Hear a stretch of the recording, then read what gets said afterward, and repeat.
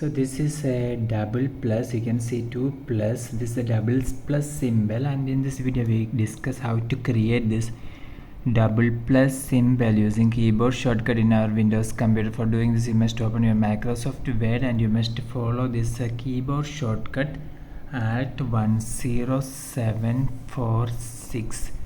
So Alt 10746. Okay, I'll show you how to create this symbol.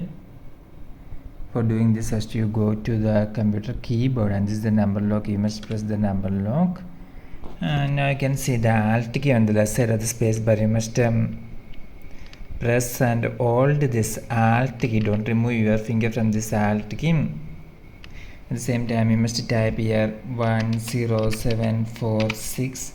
After typing 10746, you can release your finger from this Alt key.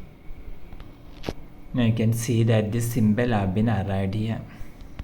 For more videos, you can subscribe.